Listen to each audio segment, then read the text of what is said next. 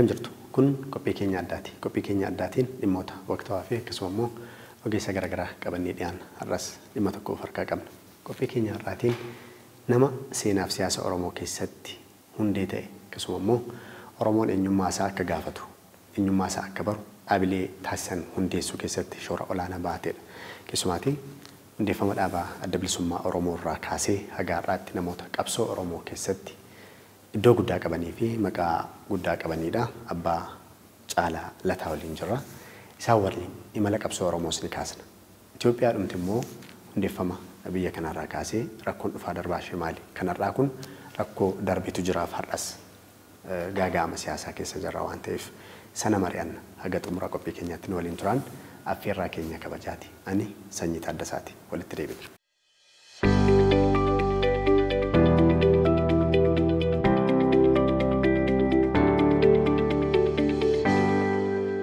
Galatoomaan siniin jedha maqaa daawwattoota keenya. Isinis carraa kana naa kennitanii jaarsa haasofsiisuudhaaf hiree kana waan naa kennitaniif horaa bulaan jedha. Ayyee gara marii keenyaatti taasifnu gara dhimma Oromoo kanatti utuu dhufin dura mee rakkooma akka sirnaatti Itoophiyaan bara hundeeffama ishee irraa kaastee yookaan immoo biyyi kun biyya jedhamtee kaartaa mataa ishee erga qabaattee kaasee rakkoo biyyi kun keessa darbaa dhufte as keesse kun maali jennee kaasuu dandeenya? Itoophiyaan eessaa kaatee? Itoophiyaan kun isee akkamii? Itoophiyaan lammiinsee kamii? Eenyuudha? Inni kun yoo irratti haasofne guddaadha. Kan namitti waliin galiin amma ammaatti jiru yoo hundeeffama Itoophiyaa kanaatii fi Itoophiyaan kan eenyuutii kan jedhu irratti. Kanaaf Itoophiyaan yeroo itti hundeeffamtee akka bifa har'aa kan qabaatte yeroo Minilik irraa yoo ta'u, Minilikiin warri faarsantu jiru, Minilik immoo lakki nu cabse nu jennu warri jennutu jirra. Itoophiyaan yeroo sana akkitti sabooti cunqurfamanii ilaalanii fi warri immoo lakki Itoophiyaan biyya tolchite, biyya tokkoomsite warri jedha. Waa'ee Itoophiyaa yoo kaafne keessaan baanu bal'aadha. Sirni achi dabarsaan dhufes immoo waan itti milkaa'e qaba, waan itti immoo gufatee milkii sana hanqises immoo ni qaba. Hundum wal keessa jiranii xaxaadha. Kana amma mootummaan Haile Sillaasee yoo akka jirutti fudhatte mootummaa fiwudaalaati, mootummaa zawdiidhaan nugusaan bulchu. Nugusatu sii kennaa, nugusatu sirraa fudhataa, lafa sii kennaa, lafa sirraa fudhataa. Garuu kaan isaanii hin haallini the imperial majesty jedha. Empire akka Itoophiyaan taate hin haalle isaan. Kana warri kun immoo lakki sirrii miti jedhantu jira. Sirna fiwudaalaati, sirna mootiiti, cunqursaadha, qotee bulaan lafa hin qabu. Kanaaf gaaffiin siyaasaa yeroo sana guddaan ture lafti kan qotatee buluu, kan abbaa lafaa ta'u, kan abbaa qabeenyaa ta'u. Dajjaazmaachi Qanyaazmaachi magaalaa taa'ee lafan qaba jechuudhaani irboo safarachuun qabu gaaffii jedhu hundeedha. Isa sana mootummaan itti aanu wooyyeesseera labsii lafaatiin. Labsiin lafaa gaaffii sanaan dura ture, hacuuccaa ture, sirna mootii kaaseera, tarkaanfii tokko fuuldura deeme. Garuu lafi kan mootummaa ta'e malee kan uummataa hin taane. Gaaffii siyaasaa sabooti kaasan immoo deebisuu hin barbaanne mootummaan dargee. Kanaaf waan tokko wooyyeesseetu isa kaan immoo itti fufsiise. Isa ta'an immoo mootummaan ni dhufe, mootummaa Ihaadeeg immoo sanarra waa wooyyeesseera. jiraachuu sabootaa naannoodhaan of bulchuu beekeera. Garuu immoo fakkeessaadhaan malee dimokiraatessee dhuguma uummati ofii isaanii of bulchan hin jenne. Isa kana keessatti Itoophiyaan kan eenyuuti kan jedhu har'allee deebiin arganne. Itoophiyaa keessatti Oromoon of arga. Isa kana namooti baay'een abaluun jeneraal akkasii Oromoodha akkasii jedhu. Kanaaf namni tokkeen saba sana keessaa bahee mootummaa sanaaf hojjechuun mootummaa sun kan Oromoo taasisaaf hin taasisu sirnumti addunyaayuu kan ragaan hubamu. Koloniin Ingiliizotatu addunyaa kana hundumaa naanna'ee bulche miti. Achuma keessaa fudhatanii hindiidhaan bulchan.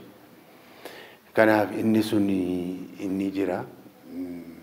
Ammayyuu walaloo ibsaa guutamaa dur Itoophiyaa maannoo jedhe sun kaleessan deebi'ee dubbisee ammayyuu jira gaaffii sun kan eenyuuti Itoophiyaan. Inni kun deebii argachuudhatu qaba. Deebiin isaa immoo humnaan miti. Akkan argutti. Kanaaf sirni akkasii waan inni hubadhu. Bifisaa kana bal'aadha tooppikiin ati kaafte kun. Rakkoon biyya kana jiru sirna ijaaramu keessatti saboonni sablammoonni of arguu dhabuun qormaata ture. Sanuma immoo humnis hin jiraata. Maaliifii kan fedhee irratti kan ofiif itti amane garee tokko irratti fe'uuf amanan sunis dhaqee immoo caba siyaasaa fideeti kennee jiru wanti kun. Eessarraa yookaan immoo lafatti cabni siyaasaa sun hundaan machuu dadhabuu isaa sana moo humna ta'uu isaa sana moo kami caba siyaasaa biyya kanatti fidee kan nuti jennee sababni isaa keessatti of arguu dadhabuun akka sababa tokkotti kaastaniiti kan jirtan isinuu sirni yeroo sanaa cimaa ta'uu dadhabuun isaa sirnoonni darban jechuudha. Kanaaf cabni siyaasa biyya kanaa eessaa eegala jennee kaasuu dandeenya. Hundi isaanii walitti qabaatti sirnooti dhufanii darbanii warra aangootti ol bahantu fedhii isaanii geggeeffachuudhaaf malee fedhiin uummataa maali? Gaaffiin uummataa maali? Maal gaafataa jira fedhiin uummataa kun maali? Uummati kunittis akkamitti buluu barbaaddaa jedhameen gaafatameen beeku nuti si bulchaadhuma jedhaman malee. Achirratti kufaatiin siyaasaa biyya kanaa rakkoon siyaasaa biyya kanaa furamuu kan dadhabu warri aangoo of hirkaan gahanii aangoo kanatti ofuma isaa humna isaaniitiin dandeettii isaaniitiin kan dhufanii hundammoo kan beekan hundas kan hiikuu danda'an isaanii malee waa hojjechuun danda'amu kan jedhu akka itti of fudhachuuni uummatarraa fageessa. Mootummaan tokko immoo akka uummatarraa fagaataa deemee uummaticha dhaggeeffatee uummaticharraati hubatee gaaffiin kee maali jedhee sirna dimokiraasii dhugaa diriirsee yoo hin deemne wanniidhuma siyaasaa itti fufaa kufaatii siyaasaa hir'ina siyaasaa rakkoo siyaasaa itti fufaa jechuudha. Kana wanti guddaa kan inni ta'uu danda'u qabu uummata dhaggeeffachuu, uummata mariisisuu, uummata maal barbaadda jedhu isa si gadi kana jedhanii qopheessanii itti ergantu hin taane grassroots irraa si ol yoo mariisisan yoo hirmaachisan rakkoon biyya kanaa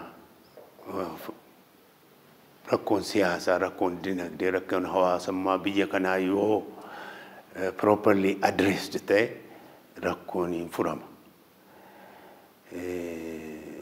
Akkasitti ilaalanii hir'inoota sirnooti darbee karaa bottee qabaatan ofii isaanii duwwaa dhaggeeffatan malee kan isaanii duwwaadhatu sirriidha jedhu malee qeeqa uummataa yaada uummataa hammachiisuu uummataa hin qaban.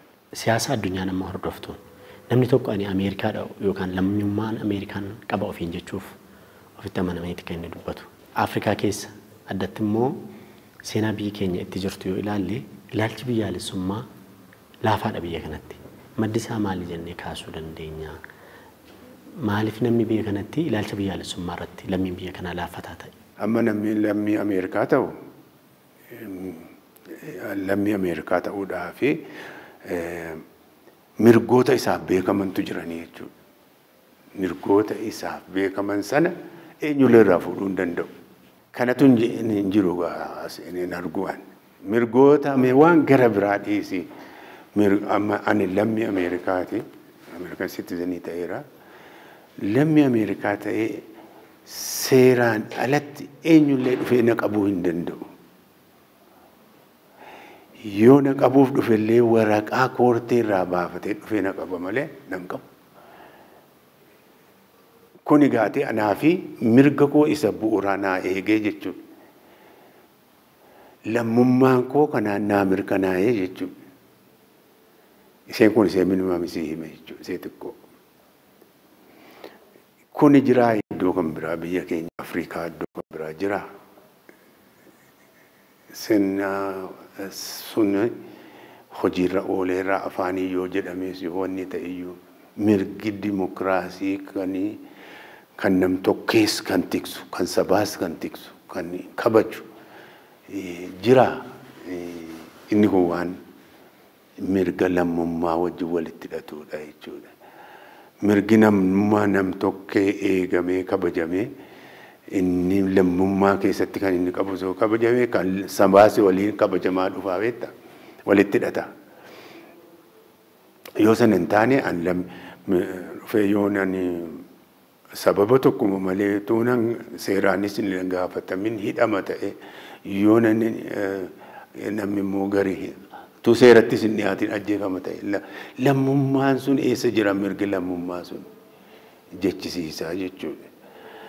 Kanaaf bu'uuratti deebi'uudhaaf hundeedhaanii heera biyyaa keessatti mirgi uummataaf mirgi lammiidhaaf kaa'ame sun waraqaa irra duwwaatu hin ta'in hojiirras ooluudhatu qaba gadi bu'ee. Isa kana immoo kan oolchisiisu warra mootummaa aangoorra jiran isaantu oolchisa. Kana oolchanii innaan rakkoon baay'een ni furama. Fudhatamummaa mootummaan wal qabatees yeroo dhufaa darbaatti ammas lafa fakkeenyaaf waa'ee Minilik karaa tokkoon gareen namii dheera jedhu jira akka sabaattis. Gareen immoo hangaardhaallee Minilikiin leellisu jira. Sun fudhatamummaa sirna yeroo sana tureeti kan agarsiisu. Wanti dhufaa darbaan kun ammas hinuma jira. Fudhatamummaa wal fakkaataa mootummaa fudhatamummaa wal fakkaataa hawaasa biratti qabu biyya kanatti ijaaruun maaliif dadhabame? Sababni isaa rakkoo akkaataatti hundeeffama mootummaa sanaati moo hawaasa bira akka hubannootu jira moo maal inni waan jiru seenaa hundeeffama mootummoota biyya kanaa keessatti. Kun ilaabeetta akkaataa aadaa siyaasaa biyya kana keessatti diriiree bara dheeraatti hin jiraatame irraati. Biyya kan biraatti beekta mootummaatu uummata sodaata. Biyya natti immoo uummatatu mootummaa sodaata.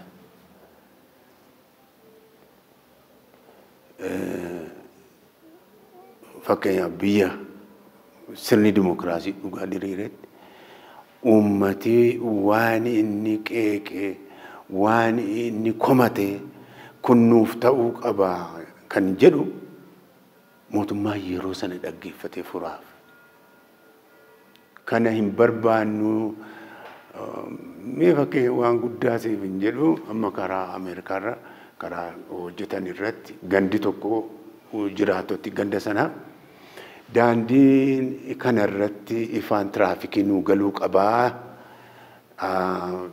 Asitti aksidentii balaa makiinaatu baay'atee jedha. Kana namticha koongireesmaanii naannoo sanatti filame fudhanii qabu jechuudha. Utuun jaallateen gaaffii uummata sanaa deebisaa jechuudha. Hin sodaatu. Mootummichatu mootummaan kan uummataaf uummataan for the people by the people isa jedhu san.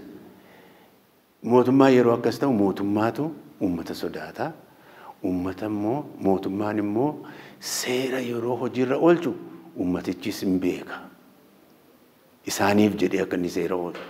Har'a amma mootummaa yoo seera hojiirra oolchuudhaaf jedhe uummataaf mootummaa gidduu gidduu garaagarummaa bal'ina wal amantaa dhabuu guddaa waan jiruufi waliin fudhatu. Akkuma isa miidhuudhaaf gooteetti fudhata ummati. Mootummaanis mirga uummataa sana eegee maaliif akka uummata sanaaf waan sana godhe beeksisee mirga uummataa eeguu taantaan irra ejjetee cabsee waan mirga heera biyyaa keessatti uummataaf kaa'ame hundi hin kabajamu. Yeroo kana ta'u gaati attamitti waliin jiraata mootummaaniif uummati kan jedhu isaatti dhufida jechuudha. Attamitti waliin jiraataa jira. Inni silaatii uummata sodaachuu qabu uummata sodaachiseetu jiraata jechuudha.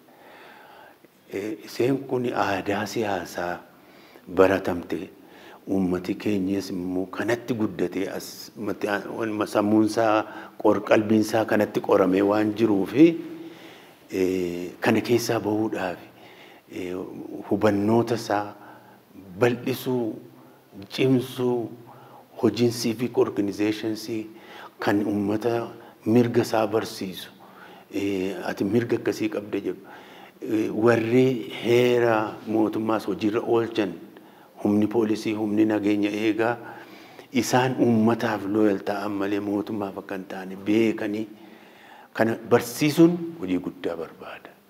Aadaa politikaa keessa dabarree dhufne isatu rakkoo fidaa rakkoo satamma jettuu kana fidan jedhee hubadha. Kanaaf akka biyyaatti karaa kamirra deemuutu fala. Sababni isaa biyya kanatti wanti yaalamne hin jiru. Waa hedduutu yaalamee jira. Waraannis babal'ifannaan daangaas waa hedduutu yaalame. Akka biyyaatti garuu rakkoon kana dura darban kana caala amantaa isaaniitu dabalaa jira malee gadi hin hir'anne waan ta'eef karaa kamtu fala erga akkas ta'e. Rakkoon siyaasaa afaan qawween hiikamee hin beeku. Qawweetu haala gaaffii siyaasa sana deebisuu aanjessa. Malee qawween afaan gaaffii siyaasaa deebisee hin beeku. Gaaffii siyaasaa kan deebisuu nagaan taa'anii haasa'anii maali dhibdeen keenya jedhanii wal mari'atanii wal dhaggeeffatanii waan ati jettu dhugeeffadhe waan sadii siin jedhee Oromoo ilaanu wal dhagahuu qabna wal dhaggeeffachuu qabna wal dhugeeffachuu qabna. Kanaaf haala siyaasaa biyya kanaa rakkoosaa furuudhaa fi qawwee miti furmaati kan ta'u haasa'uudha nagaa buusuudha. Nagaa buusuudhaaf immoo kennanii fudhachuu jiraachuu qaba. Wal dhagahuuf wal dhaggeeffatanii waan ati jettu kun dhugaadha hamma kanan deema ati immoo hamma na deemi jedhanii kennanii fudhachuu isa kana barbaada. Kanuma kootu dhugaadha. Kanuma kootti kottuu galiin nagaan fidu. Rakkoo siyaasaas hin furu. Abbaa guddummaa akka leencii bineensa hundaa irratti mootii ta'aa yoo jedhe mootummaan immoo warri kaanis immoo kan keenya malee jedhu yoo ta'e walitti dhufuun hin jiru. Kanaaf kan furmaati biyyoota baay'ee warri bilisummaa lolan faa yoo argine iyyuu lolanii waggaa meeqa lolanii dhuma irratti taa'anii haasa'aniitu karaa sanaan fudhatan. Kanaaf kan keenya immoo wanti baay'een furameera. Isa hafee kan jedhu inni kun akkatti hubatu inni sun akkanatti hubatu wal fudhachiisanii gaaffii uummataa maal barbaada uummati sana adrees yoo godhan rakkoon biyya kanaa ni furama. Malee amma akkama jiru kanatti wal dhagahuunis hin jiru wal dhaggeeffachuun hin jiru cabseetan dhabamsiiseetan bakka bu'aa yeroo jiru cabsitee dhabamsiisee yeroo bakka buutu immoo rakkoodhuma fakkaataadhamatu itti fufsiista argite. Inni kun furmaata waan ta'uu miti. Afaan qawwee gadi qabanii haasaa nagaatii fi wal hubannaa yoo ol kaasan kun immoo kan koo duwwaadha kan jedhu yoo ta'e hin hojjetu. Atis waan kennitu qabda anis waan an fudhadhuun qaba. Hundumaa immoo guyyuma tokkoon argadhaa miti. piroosesii keessa deemsa keessa argachuu hin danda'amu. Kana yoo ta'etu gara biyyi keenya biyya guddaa biyya qabeenya guddaa qabudha. Biyya kana guddinaan dinagdeedhaan cimsanii ummati keenya hiyyummaa keessaa baasanii jiraachisuudhaaf duri garuu nagaan jiraachuu qaba. Qeen Oromoo maalitti jira amma? Akkamiin ibsuu dandeenya? Amaluma qabsoon Oromoo keessa darbetu har'a argaa jirramoo amala qabsoon Oromoo keessa darbeen adda wanti amma Oromoof Oromiyaa keessumaatee naannoo Oromiyaa keessatti wanti amma argaa jirru kuni kan jedhu akkasuma. Haalli har'a Oromiyaa keessa jiru hubachuudhaaf of duuba deebi'anii ilaaluu barbaachisa. Of duuba deebi'anii ilaaluudhaaf bara 2015 akka faranjiitti lakkaa'anii achirraa kaanee yoo isa san duraa godhamaa ture dhiifne isa karaa qawweetiif isa maalii dhiiseetu uummatatu karaa nagaadhaanii diddaas argisiisuu jalqabe. Karaa nagaadhaan diddaa argisiisuu isaa suni mirga isaa gaafachuutti jechuudha. Mootummaa chaalenji gochuutti ka'e jechuudha. Maaliif sirna warra Ihaadeeg sana jalatti cunqursaa miidhaa saaminsa irra gahu sanatu baachuu dadhabee jedha. Sana yeroo ka'ee non-violent resistance uumee diddaa karaa nagaatiin qeerroon harka addarra kaa'atanii dura dhaabbatanii dhufanii eventually wanti suni sirna mootummaa keessaati kan waan sana bira dhaabbatu uumuun isaatii fi haala aanjessuun hin hafne. Deemsi suni deemee mirga uummataa kan tiksutti xumuramaadha hawwiin ture jechuudha. Jijjiiram jalqabamee wanti dhufe suni qabsoo uummataatiin dhufe. Qabsoo uummataatiin dhufee gara riformiitti galee kan akka jedhetti. Amma gaatii kana booddee wanti tatta'anii abbaan akkuma qaawwaa ofiisaatiin ilaaluutiin arga. Inni qaawwaa xiqqaadhaan ilaalu jira, inni guddisee ilaaluutu jira. Isa kun kan hubatutu jira, kun kana booddee maaltu barbaachisa kan jedhutu jira. Inni kaan immoo lakkii kun homaa waan nu jijjiirame hin jiru kan jedhutu jira. Sunis ta'ee garuu Oromoon mirgoota qabsoo godhee waan gaaffilee qabsoo godheef keessaa deebii irra guddaa argateera. Warra isa hafe kan immoo maaltu si hafe jedhanii gaafachuu barbaachisa. Isa kana tarkaanfii gochaan guyya guyyaadhaan gartuun siyaasaa godhuu fi mootummaan godhu kan waan kana bal'isaa wal hubannoo dhabamsiisaa wal dura dhaabbannoo ajjechaa bal'eessaa deemu ta'atu mul'ataa jira. Maaliif tarkaanfilee mootummaan fudhatus tarkaanfileen gama kaaniinis fudhatamu deeme kan inni miidhaa jiru uummatuma. Uummati midduutti miidhamuun sunii fi mirgi uummataa kabajamuu dhabuun sun immoo waan tokko. Yoo kana ilaallee jennu wanti mootummaan hojjetu kan uummataaf gaariidha ta'ee waan uummati barbaadu ta'ee gara kaaniin immoo gara galee yeroo waan gara biraa hojjetu yeroo argitu warra gartuu kan biraatii fi rasaasa abidda beenzina dabalaa jechuudha. Qeerroo nagaan mana taa'u gafuutee yoo ajjeeftu qeerroo sana yeroo ajjeeftu maal godhe qeerroo 100tu bosonatti ergita.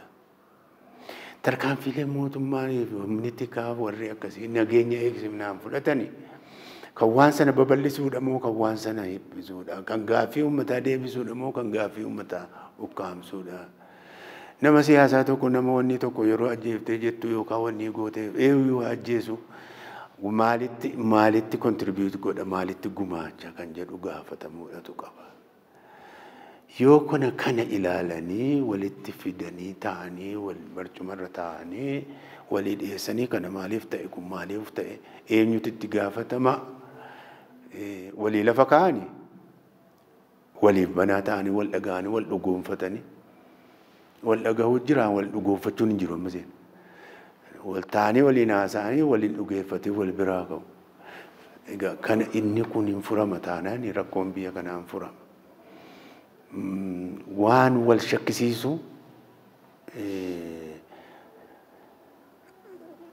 jiran isaan kun ka'uudhatu qaban.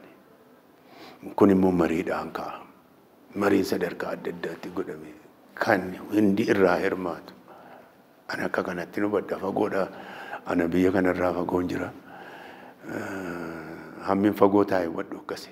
Imalli qabsoo Oromoo rakkoo godhateeti.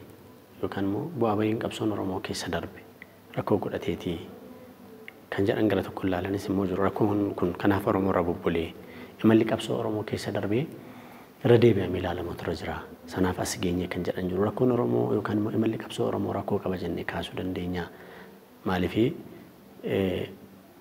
dhaabni adda bilisummaa Oromoo dhaaba hundeeffamuu isaa keessattis har'a gahuu isaa keessattis namoota adda duree waan taataniif jedheen kana kaase.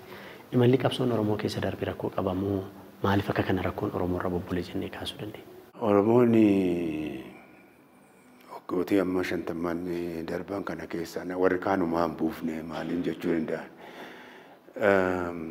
Uummati kana waggaa 50 duuba deebinee yoo ilaalle jenne maal keessa ture har'ammoo maal keessa jira qabsoo Oromooti. Maal godhee maal buuse hirrina maalii qabaate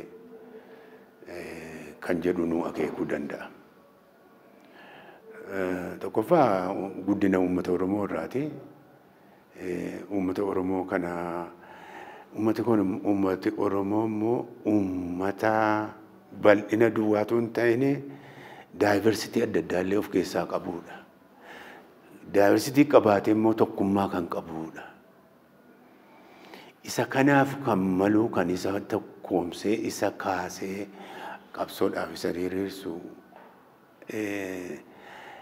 namooti ija akkamiitiin ilaalu ija dhaabota warra kan sirna abbootii raasotaatiin bulanii kan inni tokko jennaan hundi jala hiriiru kan Oromoo immoo konsensensiidhaan kan deemu haasa'ee wal dubbatee caffeetti taa'ee eega yaada isaa walii galeetti jala deemu inni isa kana ija politikaa akkasiitiin dhaabii Oromoo akkasii dhaabii kaan immoo akkasii hir'ina qaba jechuun itti warri fiigan jiru. Oromoon garuu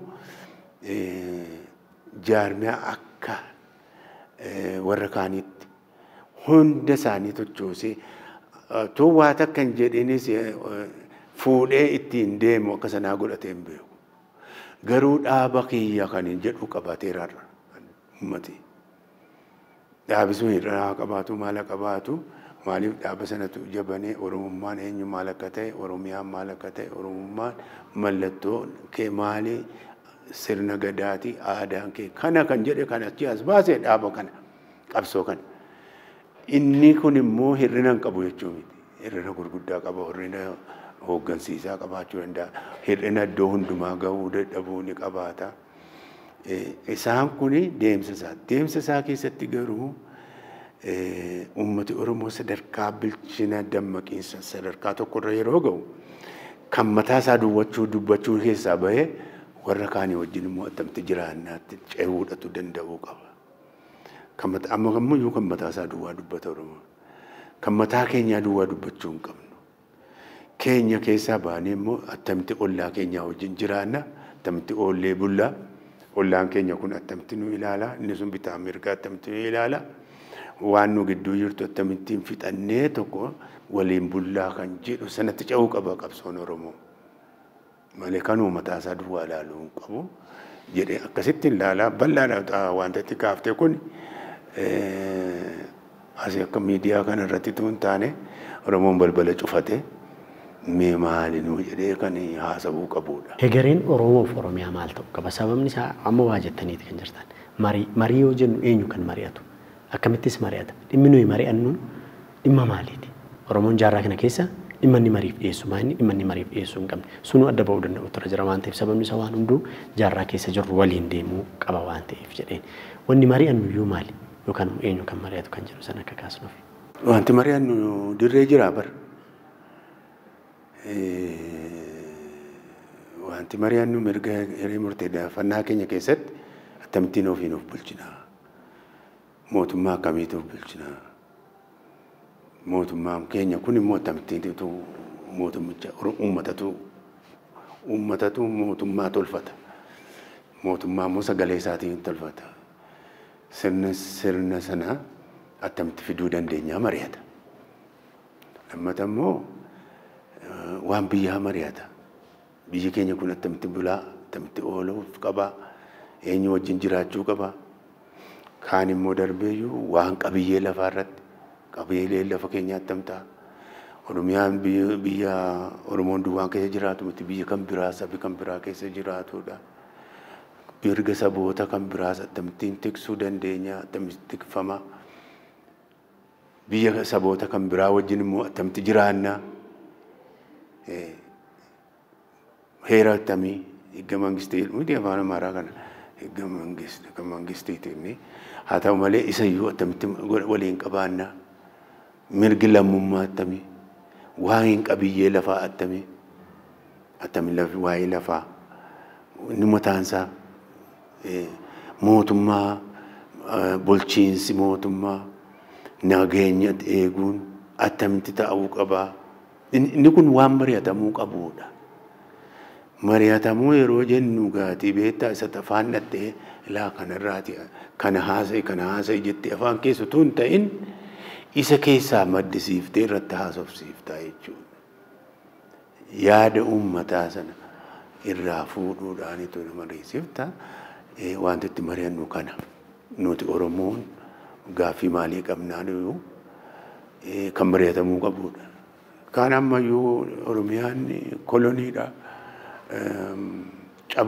Cabee jira. Koloniin immoo impaayirri diigamuudhaan Oromiyaa wala boometti dhaabbachuu qabdi. Kaan immoo lakkii mirga hiree murteeffannaa keenyaanitu mirkaneeffanna. Kana booddee uummata gaafanne uummati waan jedhu murteeffanneedha. Kaan immoo uummateera wanti gaaffii akkasii kaafnuuf iyyuu hin jiru. Har'a Oromootu aangoorra jira. Maal dubbattu afaan keessan qabaddaa kan jedhu jira. Innumti kunuu marii barbaada beekta. Irratti mari'atanii maal attam goona. Yaadii kamitti luuccaa yaadii Oromoo har'a facaadha yaadii Oromoo yeroo ollaa dhufa goorra. Faffaca'insi keenya kun immoo isa har'aatu hin taane isa boriif taanii waggaa 10-20 gara fuuldura atiif of qopheessuudhaaf nu gargaaru. Isee har'aa duwwaa ilaallee taa'uu hin qabnu Oromoon waggaa 20 waggaa 30 dhufu keessa maal ta'uu qaba attam ta'uu qaba kan jedhu marii ammumarraa jalqabuu qaba Oromoon. Baay'een keenya see dabarte amma baay'ee wal gahii Oromoo tokko yeroo ilaaltu achuma deebi'anii isuma kan Minilik isa kan isa kan Dargii isuma duriyaa haasa'u jira. Kun immoo ishee amammaa duwwaa haasa'a. Isa ammaa haasofnaa miti. Isa ammaa haasa'uudhaan immoo isa fuulduraas immoo mari'achuu jalqabuu qabna. Bara 2016 akka lakkoofsa warra faranjootaatti bara 2010 akka lakkoofsa Itoophiyaatti riiformii siyaasaa yookaan immoo jijjiirama siyaasaa akkasinis irraa tuqxan gaheen uummataas kan keessa jiru gameen qaama yeroo sana biyya bulchaa turan keessaas kan keessatti hirmaatan jijjiiramni biyya kanatti dhufeera. Sana keessatti Oromoon shoora mataasaa baateeti dargaggoon qeerroof qarreen Oromoo shoora mataasaa baatee iddoo amma jirru gaheeti kennee jiru. Waan kanatti fufsiisuudhaaf immoo gaaffii Oromoo dhawaataan riiformii siyaasaa amma jiru kana keessatti akka deebi'aa deemuuf dhaabileen Oromoodhaan maqaa Oromoo dhaawatanii jiran biraanis kana keessatti hammatamanii egeree biyya kanaa murteessuu keessatti uummanni Oromoo shoora olaanaadha kan inni qabu. Yoo Oromiyaan nagaa hin qabaanne biyyi kun nagaa dhabdi waan ta'eef. Akka sanatti yaadnee riifoormii siyaasaa jiru kana itti fufsiisuudhaaf eenyurraa maaltu eegama? Inni kaani dhumateera kan jedhutu jira. Wal maal barbaadda? Har'a aangoorra kan jiru Oromoodha. Kan caalaa maal barbaadda? Inni kaan immoo mirgi Oromoo ammayyuu deebii hin arganne, gaaffiin siyaasaa Oromoo ammayyuu deebii hin arganne. Gaaffii kana lamaan gidduu jiru cufuu barbaachisa dura. Gaaffii kana qaawwaa gidduu kana lamaan jiru cufuun immoo walirraa fagaatanii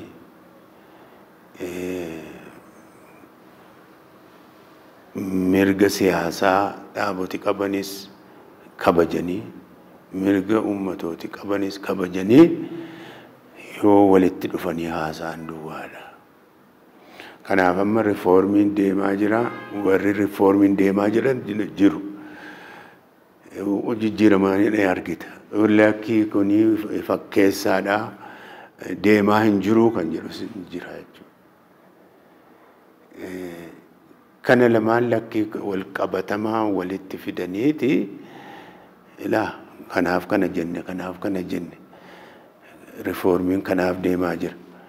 Inni sunis immoo riifoormii miti kuni sirruma duriitti itti fufee maaliif akka jedhu isa afaan siyaasaa ittiin walii ololaan wal addeessuu wanni hin taane afaan wal hubannaatiin afaan walii galuutii yoo walitti dhufaniitu dhufee irra wayya malee Oromoon har'a yaada kana irratti faca'ee jira. Akkuma siin jedhe kaan jira riifoormiitu jira kaan riifoormii hin jiru siin jedha. Kana isa kana walitti fiduu barbaachisaa akka kiyyatti. Nama siyaasaa keessas hin jiru. Keessaa baheera maanguddoodha yuuba hogorsuu ta'e malee waan kan biraan barbaadu maan booda. Hanga har'aa waan Oromoodhaaf waan baay'ee hojjettanii waan baay'ee jettanii waan baay'ee gorsitaniitu. Kanan hin jennee kan jettan gorsa Oromoo isin qabdan Oromoof Oromiyaaf qabdan yoo jiraate isaan xumura turte kee. Oromoon ani kan hin dhaamsa qabu mirga hammammaatti argatte. Mirga hammammaatti argatte haalootii yookaan duumessi mirgootatti argatte kana sirkaa butachuu yookaan duuba deebisuu barbaadan. Humni immoo isheedhuma ati qabsoodhaan argatte dhabamsiisee eenyummaa keetii fi biyya kee Oromiyaa maaliitiif afaan kee kana dhabamsiisuu barbaadu of ijaaree qindaa'ee qophaa'ee labsataa jira. Yeroo ati of dagattu miti. Mirga kee haga ammaatti argatte tiffachuudhaaf eeggachuudhaaf kunuunsuun sirraa eegama. Daraan mirga kan biraatiif qabsoo godhuu malee yeroo dagatanii taa'an miti. Kana yeroo jennu mirga nama kan biraa dhiibna, mirga kan biraatu cabsinaa, irra ejjennaa, cunqursinaadha miti. Mirga ofii tikfachuun mirga sakaaniyyuu tiksuudha, kabajuu wajjin walitti ta'a. Kana hin dagatini. Lafa kee immoo Oromiyaa ati irraa qabdu kan sirkaa fudhachuu barbaadu. Itti weeraree, sitti duulee, qe'ee keessatti, qe'ee kee irratti kan jiruuf jireenya si dhabee mana si gubee qabeenya keessaa immoo namni kan biraa sirraa deebisu hin jiru. Ofii keetiif falmadhu, waliif dirmadhu. kun mirga kee tiffachuu qabeenya kee lafa kee daangaa kee tiffachuudha jabaan yeroo rafan miti mirga ammaatti argatte tiffadhu jabeeffadhu kunuunfadhu isa hafeef tattaafadhu kana gochuuf immoo keessa keetti wal hubachuu wal dhaga'u wal amanu tokkummaa kee tikfachuu si barbaachisa waan yaada kee si faffacaasuu barbaadan ilaalcha siyaasaa haa ta'u ilaalcha amantiis haa ta'u ilaalcha daannummaas haa ta'u isaan kanarraatii dammaqinaanii ofirraa tiksi ofirraa eeggadhu jedhaan. Yeroo keessaniif nu waliin waan mari'attaniif maqaa daawwattoota keenyaan guddaa galatoomaan jedha. Ulfaadhaa horaa bulaa.